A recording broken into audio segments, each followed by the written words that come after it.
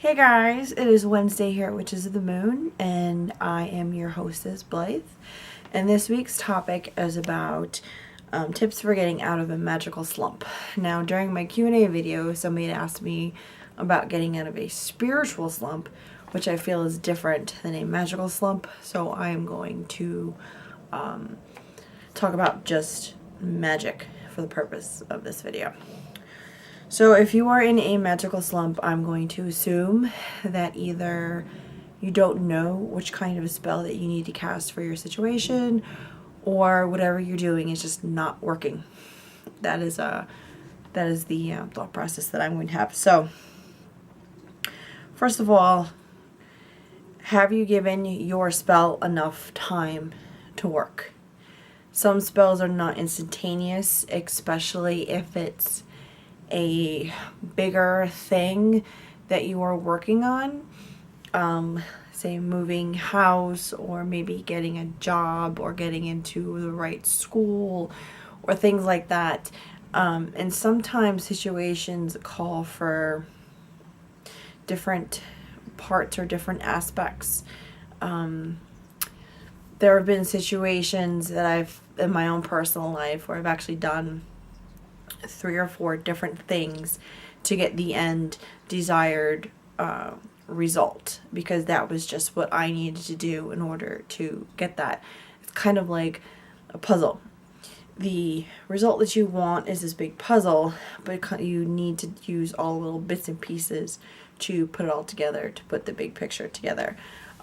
So there may be something else that you need to tweak or change if something is not working.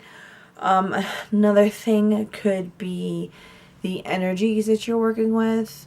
You may need to draw more power from wherever it is that you are drawing power from. You don't want to use your own personal power when you're doing your spells. You can get sick, which has happened to me before, a couple of times. So that is a hard lesson that I've had to learn.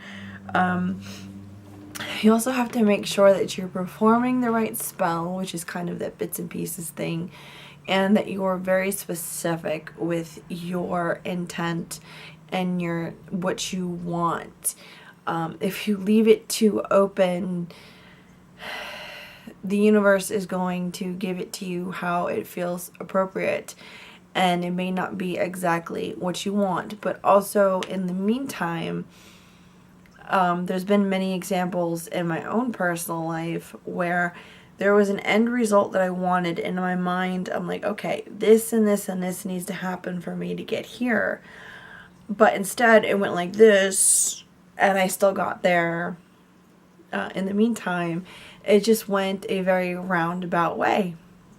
And not what I expected at all, but the end desired result was there, but it was a little bit messier than I was hoping for. So when you do cast, you need to be really, really, really specific on what it is that you want and how you want it to go. The ingredients are very important. Your correspondences are very important. Excuse me. A lot of people feel that magic is all about your intent.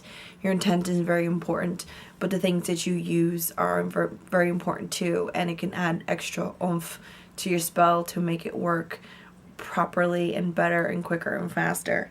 And if you don't know what kind of spell that you should be doing, it is okay to talk to people and to get advice and get different input from other people. If I have a situation that is a very complicated or big situation, I will talk to people that I trust about it and try to get their thoughts and their advice, because people will think of things that you may not think of.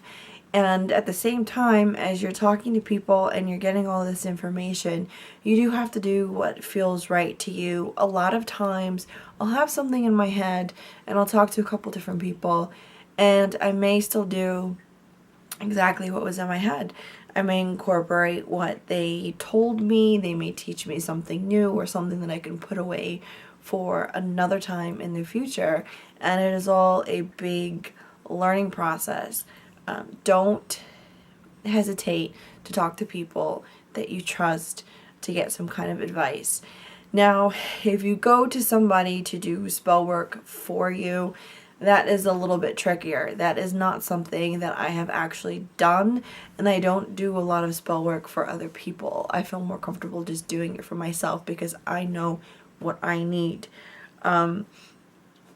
So some spells require more work and more energy. So if you go to somebody, they may charge you excuse me, I'm still getting over being sick. They may charge you a lot of money to do this, and you have to be very careful that you're not being taken advantage, which is one of the reasons why I never go to somebody to do my own spell work. You also have to believe that what you are doing is going to work. And even when somebody else is doing work for you, you have to believe that what they are doing is going to work, because you're allowing them to tap into your energy and to tap into your situation. And you can affect that spell if you keep double guessing them, or double guessing it, or not double, second guessing it, whatever the case may be. And if somebody else is doing a spell for you, leave the practitioner alone.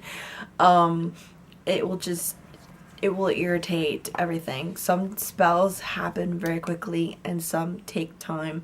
Some you have to do multiple times in order to get the result that it is that you need. So I hope that helped.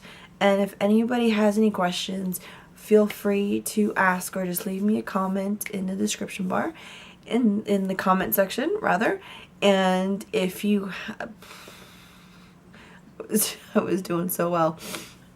And I hope you have a wonderful day. Have a good one.